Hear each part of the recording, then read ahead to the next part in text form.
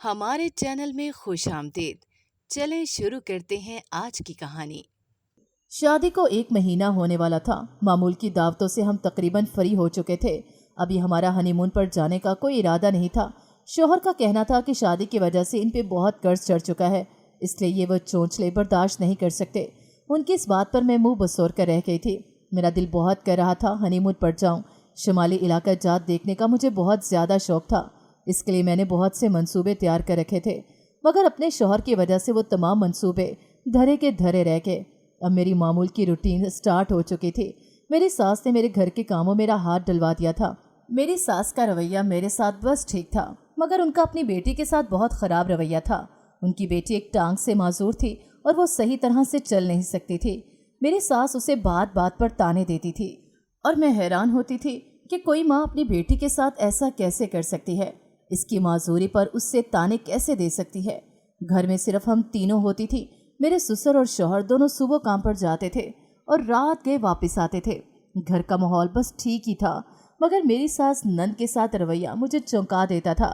جب ایک دن میں نے اس حوالے سے اپنے شوہر کے ساتھ بات کی تو انہوں نے مجھے بتایا کہ عائشہ ان کی سوتیلی بہن ہے اور وہ ابا کی پہلی بیوی سے ہیں۔ اب مجھے اس سے بہت ساری بات سمجھ آ گئی تھی۔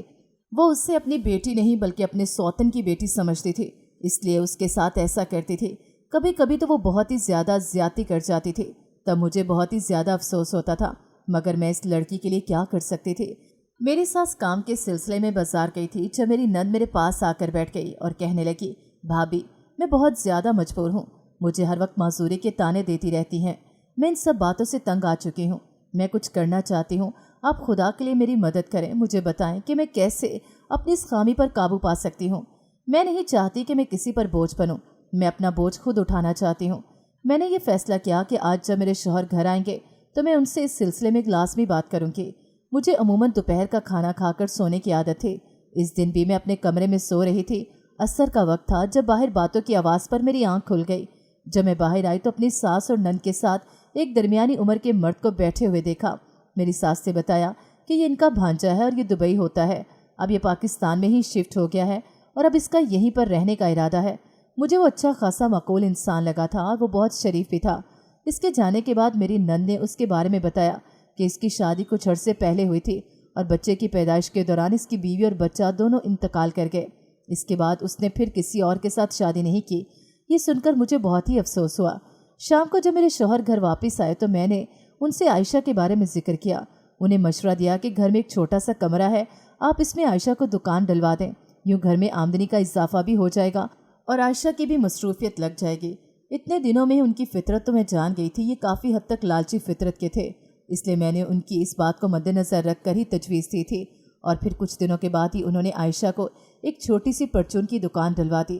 یوں عائشہ کو بھی مصروفیت مل گئی تھی۔ حیرت کا جھٹکا تو مجھے تب لگا جب اس چھوٹی سی دکان سے عائشہ کچھ ہی دنوں میں لاکھوں روپے کما کر گھر میں دینے لگی۔ گھر والے اب عائشہ سے بہت ہی زیادہ خوش تھے کیونکہ وہ اب ان پر بوجھ نہیں رہی تھی۔ رفتہ رفتہ یہ دکان بڑی ہو گئی تھی، اب اس میں کافی زیادہ سامان ڈلوا دیا گیا، یوں آمدنی میں بھی اضافہ ہو گیا تھا۔ ایک عورت برقعے میں ملبوس اس کی دکان پر آتی تھی اور ڈھیر سارا سامان لے کر جاتی تھی۔ میں اکثر اس عورت کے بارے میں سوچتی تھی کہ یہ نہ جانے کون ہے اور اتنا زیادہ سامان ہر دوسرے تیسرے دن کیوں لے کر جاتی ہے۔ ہو سکتا ہے اس کا خاندان بڑا ہو یا وہ بہت زیادہ امیر ہو اور دوسروں کے گھروں میں راشن ڈلواتی ہو، ہونے کو تو کچھ بھی ہو سکتا تھا۔ ایک دو بار عائشہ سے بھی اس عورت کے بارے میں پوچھا کہ یہ اتنا سامان کا کیا کرتی ہے۔ عائشہ نے بھی گول مول جواب دیا، بات آئی گئی ہو گئی، مگر میں حیران تو اپنی ساس کے رویے سے تھی کہ پیسہ آتے ہی ان کا رویہ کس طرح سے بدل گیا تھا۔ وہ عائشہ کے ساتھ ابھی بھی محبت تو نہیں جتاتی تھی، مگر وہ اب اس سے پہلے کی طرح تانے بھی نہیں دیتی تھی اور اسے تنگ بھی نہیں کرتی تھی۔ اس دن میری ساس کی بہن آئی ہوئی تھی، یہ ان کے اسی بھانجے جمیل کی ماں تھی۔ میں جب چائے لے کر کمرے میں جا رہی تھی تو وہ اپنے بیٹے کے بارے میں بات کر رہی تھی اور نہ جانے کیا دیکھ لیا اس نے اس لڑکی میں، یہ اس کے پیچھے پاگل ہو چکا ہے، کہتا ہے شادی کروں گا تو اسی کے ساتھ ہی کروں گا۔ میری ساس نے مجھے دیکھا تو اپنی بہن کو خاموش رہنے کا اشارہ کیا اور بات بدل گئی۔ مجھے ان کے رویے پر حیرت تو بہت زیادہ ہوئی اور سچی بات مجھے غصہ بھی آیا۔ میں کون سا لڑکی والوں کو جا کر ان کے بارے میں بتانے والی تھی؟ ایسی کون سی خاص بات تھی جو مجھ سے پوشیدہ رکھی جا رہی تھی؟ گھر میں باقی کام کے لیے ملازمہ آتی تھی، صفائی اور برتن وہ دھوتی تھی، جبکہ کھانا اور روٹی میں خود ہی بناتی تھی۔ میں کھانا بنانے کے لیے کچن میں آ گئی تو وہ پھر سے پیچھے سرگوشیوں میں باتیں کرنے لگیں۔ میری طبیعت بہت زیادہ خراب رہنے لگی تھی۔ جب ڈاکٹر سے چیک اپ کروایا تو اس نے مجھے کہا کہ خوشخبری ہے۔ یہ سن کر گھر بھر میں خوشی کی لہر دوڑ گئی تھی۔ میری ساس میرا بہت زیادہ خیال رکھنے لگی تھی، میری خوراک کا، میرے کھانے پینے کا، آرام کا۔ انہیں ہر بات کا خیال رہتا تھا اور میں اکثر حیران رہ جاتی تھی کہ بیٹی کے ساتھ ان کا رویہ کیوں مختلف ہے۔ بے شک وہ ان کی سوتیلی بیٹی ہے، مگر وہ ہے تو بیٹی ہی۔ اس کی شادی کی عمر ہو چکی تھی۔ میں نے اپنی ساس سے کہا کہ آپ نے اس کی شادی کے بارے میں کیا سوچا ہے؟ میری بات پر وہ چونک کر مجھے دیکھنے لگیں جیسے میرے چہرے سے کچھ کھوج لگانے کی کوشش میں ہو، مگر میں نے تو ایک بات برائے بات کی تھی۔ کہنے لگی کہ وہ ایک معذور لڑکی اور اس کے ساتھ شادی کون کرے گا۔ ان کی بات مجھے پسند نہیں آئی تھی۔ معذوری کو عمر بھر کا روگ تو نہیں بتایا جا سکتا، اور یہ معمولی سا نقص ہے۔ بہت سے لوگ ہوتے ہیں جن کے جسمانی اعضاء میں نقص ہوتا ہے، مگر وہ شادی کرتے ہیں اور مکمل زندگی گزارتے ہیں۔ معذور لوگوں کا بھی زندگی کی خوشیوں پر حق ہے۔ تمہارے ساتھ عائشہ نے کوئی بات کی ہے کیا؟ میں ان کی اس بات پر حیران رہ گئی۔ بھلا عائشہ نے میرے ساتھ کیا بات کرنی تھی؟ پھر اس کے بعد میں نے اپنے شوہر کے ساتھ جب یہ بات کی تو انہوں نے مجھے کہا جب کوئی رشتہ آئے گا تو دیکھا جائے گا۔ مجھے ایسے لگ رہا تھا جیسے یہ لوگ عائشہ کی شادی کرنے کے حق میں نہیں ہیں، اگر میں اس لڑکی کے ساتھ ناانصافی نہیں کر سکتی تھی۔ ان دنوں جمیل گھر بہت زیادہ چکر لگا رہا تھا۔ میں اس کے لیے جب چائے بنا کر کمرے میں لے کر گئی تو ایسے لگ رہا تھا جیسے وہ اپنی خالہ کو کسی بات کے لیے منانے کی کوشش کر رہا ہو۔ مجھے دیکھ کر وہ دونوں ہی خاموش ہو گئے تھے۔ میں نے اس کی باتوں سے یہ اندازہ لگایا تھا کہ وہ کسی لڑکی کو پسند کرتا تھا، اور وہ خالہ کو کہہ رہا تھا کہ میری امی کو کہیں کہ وہ میرا رشتہ اس لڑکی کے ساتھ کر دیں۔ اور مجھے اپنی ساس اور ان کی بہن پر حیرت ہوتی تھی، جب اس لڑکے کی مرضی تھی تو وہ کیوں انکار کر رہے تھے؟ جس نے زندگی گزارنی تھی، جب وہ شادی کرنا چاہتا تھا تو اس کی شادی وہیں کر دینی چاہیے جہاں پر اس کی مرضی تھی۔ مگر ہمارے بزرگوں کی بھی نہ جانے کیا منطق ہوتی ہے۔ مجھے اس بیچارے پر ترس آ رہا تھا، اور پھر رات کو یہی بات میں نے اپنے شوہر کے ساتھ کی تو وہ مجھے چونک کر دیکھنے لگے۔ جمیل کسی لڑکی کو پسند کرتا ہے؟ حیرت ہے، مجھے اس بات کے بارے میں اس نے کبھی نہیں بتایا۔ جمیل ان کا بچپن کا دوست تھا اور ہر بات ان کے ساتھ کیا کرتا تھا۔ مجھے میرے شوہر کہنے لگے کہ تمہیں غلط فہمی ہوئی ہے، اگر ایسی کوئی بات ہوتی تو مجھے وہ ضرور پتہ ہوتی۔ جمیل کی ایسی کوئی بات نہیں جو مجھ سے پوشیدہ ہو، مگر میں اپنی بات پر مصر تھی۔ میں نے ان دونوں بہنوں کو یہی بات کرتے ہوئے سنا تھا، اور جمیل کو میں نے یہ کہتے ہوئے سنا تھا کہ میں نے اسی لڑکی کے ساتھ شادی کرنی ہے۔ میرے شوہر نے اگلے دن جب میری ساس سے پوچھا تو وہ ہکی بکی ہو کر ان کے منہ کی طرف دیکھنے لگی۔ تمہیں یہ بات کس نے بتائی ہے؟ میرے شوہر نے میری طرف اشارہ کیا کہ نور یہ بات کہہ رہی تھی۔ میری ساس نے مجھے غصے سے دیکھا اور کہنے لگی، نہیں بیٹا، وہ اور بات تھی جو ہم دونوں بہنیں آپس میں کر رہی تھیں۔ بہو کو غلط فہمی ہوئی ہے۔ اور میرے شوہر کے جانے کے بعد مجھے ڈانٹنے لگی کہ ہر بات اپنے شوہر کو نہیں بتاتے، اور میں یہ سوچ رہی تھی کہ اس میں چھپانے والی کون سی بات تھی۔ اگر وہ کسی لڑکی کو پسند کرتا تھا تو اس بارے میں اگر میں نے اپنے شوہر کو بتایا تو کیا غلط کیا؟ وہ ان کا بچپن کا دوست ہے، اگر میں یہ بات نہ بتاتی تو خود ان کے ساتھ کر لیتا۔ کبھی کبھی مجھے اپنی ساس کی بالکل بھی سمجھ نہیں آتی تھی۔ دوپہر کا وقت تھا، میں نے اپنے لیے جوس بنایا تو میں نے کہا اپنی نند کو بھی دے دوں۔ جب میں دکان پر اسے جوس دینے کے لیے گئی تو آگے جمیل بیٹھا ہوا تھا۔ عائشہ کی میری طرف کمر تھی، جبکہ جمیل کا رخ میری طرف تھا۔ وہ مجھے ایک دم سے دیکھ کر بوکھلا گیا۔ عائشہ نے جب میری طرف رخ کیا تو مجھے اس کی آنکھیں روئی روئی سی لگیں، نہ جانے کیوں۔ میں بس گھر میں آنے ہی لگا تھا، میں نے سوچا عائشہ سے حال چال پوچھ لوں، اور میں حیرت سے سوچ رہی تھی کہ اس میں صفائی دینے والی کون سی بات تھی۔ میں نے عائشہ کو جوس دیا اور جمیل کو کہا، بھائی آپ اندر آئیں، میں آپ کے لیے بھی جوس بناتی ہوں، ویسے بھی بہت زیادہ گرمی ہو رہی ہے۔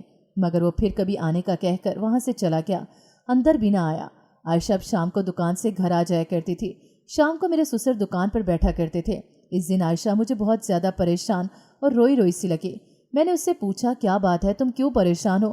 مگر وہ سر درد کا بہانہ کر کے مجھے ٹال گئی۔ مجھے صاف اندازہ ہو رہا تھا کہ وہ بہانہ بنا رہی ہے۔ میں بھی خاموش ہو گئی۔ میں سوچتی تھی کہ شاید وہ تنہا رہ گئی ہے۔ ایک وقت ہوتا ہے جب انسان کو ساتھی کی خواہش ہوتی ہے، وہ چاہتا ہے کہ کوئی تو ایسا ہو جس کے ساتھ وہ دل کی بات کرے، اس کے ساتھ محبت کرے، اور جس کا ہاتھ تھام کر اسے اپنی ساری پریشانیاں بتائے، اس کو اپنے خواب بتائے، اپنی خواہش بتائے، اور ہر وہ بات کرے جو وہ کسی اور کے ساتھ نہیں کر سکتا۔ شاید وہ بھی کسی ہم سفر کے بارے میں سوچ کر ہی اداس ہو رہی تھی۔ مجھے تو اپنے سسرال والوں کی بے حسی پر غصہ بھی آ رہا تھا کہ انہیں اپنی بیٹی کے احساسات کی بالکل بھی پرواہ نہیں تھی۔ انہی دنوں میری نند کے لیے ایک رشتہ آیا۔ یہ رشتہ میری ساس کی بہن لے کر آئی تھی۔ یہ بندہ شادی شدہ تھا اور 3 بال بچوں والا تھا۔ ان کا خیال تھا کہ یہ رشتہ عائشہ کے لیے بالکل موزوں ہے، کیونکہ اس جیسی لڑکی کو اس سے بہتر رشتہ مل ہی نہیں سکتا۔ عائشہ نے سنتے ہی صاف انکار کر دیا تھا کہ اسے یہاں پر شادی نہیں کرنی۔ اب میری ساس کو بہت زیادہ غصہ آیا تھا۔ وہ مجھے کہنے لگی تھی، تمہیں ہی شوق چڑھ رہا تھا اس کی شادی کرنے کا، اور دیکھو یہ شادی سے انکار کر رہی ہے۔ मैं ज़बरदस्ती कैसे इसकी शादी करवाऊँ। आयशा से मुखातिब होकर बोली, तुम जिन हवाओं में उड़ रही हो, मैं जल्द ही तुम्हारे पर कुतरने का इंतज़ाम करती हूँ। जिसकी वजह तुम इतने उछल रही हो खुद ही धुतकार देगा। अब की बार तो मैं बहुत ही ज़्यादा हैरान रह गई कि मेरी सास किसके बारे में बात कर रही थी। कौन था जो आयशा के साथ खड़ा था और मेरी सास उसके बारे में धमकियाँ दे रही थी कि वो खुद उसे धुतकार देगा। मुझे ये सब लोग ही समझ से बाहर लग रहे थे। ऐसा लग रहा था जैसे कोई खिचड़ी पक रही है। सब इसके बारे में जानते हैं, सिर्फ मैं ही उससे बेखबर हूँ। ये एक ऐसा राज था जो किसी तौर पर भी खुल नहीं रहा था। मैंने इस राज का पता लगाकर रहना था। सास और नंद की उलझी गुफ्तगू मजीद उलझा रही थी। ये उससे कुछ दिन बाद की बात है। दोपहर के वक्त मैंने फिर से जूस बनाया और अपनी नंद को देने के लिए जब मैं उसकी दुकान में जाने लगी, उसकी दुकान का एक दरवाज़ा घर में खुलता था। अंदर से किसी मर्द के बोलने की आवाज़ आ रही थी। ये आवाज़ मुझे जानी पहचानी लग रही थी। जब मैं दुकान में दाखिल हुई तो वहाँ पे कोई भी मर्द नहीं था, बल्कि वही नकाबपोश औरत खड़ी थी। जबकि मैंने साफ तौर पर महसूस किया था कि यहाँ पर किसी मर्द की आवाज़ थी। मैंने अपना शक दूर करने के लिए इस औरत से पूछा कि आपको अक्सर यहाँ पर आते हुए देखा है, आप क्या काम करती हैं, आप इतना सामान किसके लिए लेकर जाती हैं। वो औरत अजीब फंसी फंसी आवाज़ में बोली, अभी मुझे देर हो रही है, मैं जा रही हूँ, मैं फिर आऊँगी। इसके बाद मैं अपने घर वापस आ गई, मगर मुझे शक पड़ गया था कि ये औरत कुछ अजीब सी है। अपनी नंद की तरफ से फिक्र थी कि ये औरत उसे कोई नुकसान न पहुंचा दे, इसलिए मुझे अब इसकी तरफ से होशियार होकर रहना था। मेरी नंद बहुत भोली भाली थी, उसे दुनिया की इतनी समझ नहीं थी। जाहिर है जब घर से बाहर निकली ही नहीं तो उसे इंसानों की और लोगों की पहचान कैसे हो सकती थी। मैं फिर उस पर नज़र रखने लगी। मैं हर दोपहर के वक्त बहाने बहाने से दुकान पर जाकर चक्कर लगाती रहती थी, और इस दिन भी जब मैं दुकान पर ही थी तो वो औरत फिर से आ गई। मैंने साफ तौर पर देखा था कि उसका रुख हमारी दुकान की तरफ था, मगर जब उसने मुझे दुकान पर आयशा के साथ बैठे हुए देखा तो उसने अपना रुख बदल लिया और वो दुकान से आगे चली गई। आयशा की आंखों और चेहरे पर साफ तौर पर बेचैनी महसूस की थी। ऐसा लग रहा था जैसे वो कुछ कहना चाह रही है मगर कह नहीं पा रही। फिर थोड़ी देर के बाद अपने कमरे में आ गई। मैं अक्सर आयशा को कहती थी कि दोपहर के वक्त दुकान को बंद कर दिया करे और कुछ देर आराम कर लिया करे, मगर उसका कहना था कि इस टाइम ग्राहक काफ़ी ज़्यादा आते रहते हैं और अगर उसने दुकान बंद रखी तो नुकसान होगा। इन्हीं दिनों मेरी सास की बहन के बहुत ज़्यादा घर में चक्कर लग रहे थे। आयशा भी मुझे बहुत ही ज़्यादा बेचैन और परेशान सी लगी थी। मैं जब भी उससे इसकी बेचैनी और परेशानी के बारे में बात करती तो वो मुझे नहीं बताती थी। तब मुझे बहुत ज़्यादा दुख होता था कि शायद वो मुझे अपना नहीं समझती, इसलिए मुझे अपनी परेशानी के बारे में नहीं बताती। इस दिन मेरी बहुत ज़्यादा तबीयत ख़राब थी। मेरे दिल पर अजीब सा बोझ था। मेरा किसी के साथ बात करने को दिल नहीं कर रहा था। मैंने अपनी अम्मी का नंबर मिलाया, मगर वो इस वक्त सो रही थी। उन्होंने मेरी कॉल नहीं उठाई। इसके बाद मैं आयशा की तरफ आ गई। अब मैंने दरवाजे के पास पहुंची तो अंदर से किसी मर्द के बोलने की आवाज़ आ रही थी। आयशा रो रही थी और वो उसे तसल्ली दे रहा था कि सब कुछ ठीक हो जाएगा, तो मैं परेशान होने की कोई ज़रूरत नहीं, मैं सब कुछ ठीक कर लूँगा, तो मुझे थोड़ा सा वक्त दे दो। वो दोनों इर्द गिर्द से बिल्कुल बेखबर होकर एक दूसरे में जैसे खोए हुए थे। उसने आयशा का चेहरा दोनों हाथों में थामा हुआ था और उसके आंसू पूंछ रहा था। वो दोनों ही मेरी मौजूदगी से बिल्कुल बेखबर थे और मुझे ये देखकर हैरत हुई थी कि ये वही नकाबपोश औरत थी, मगर ये मर्दों की आवाज़ में क्यों बोल रही थी। एक शक के तहत मैं आगे आ गई और एकदम से उसका नकाब खींच दिया।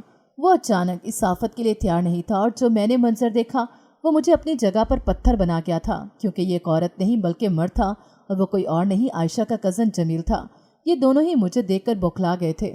हम तीनों ही अपनी अपनी जगह खामोश थे, किसी के पास भी कुछ कहने के लिए नहीं था।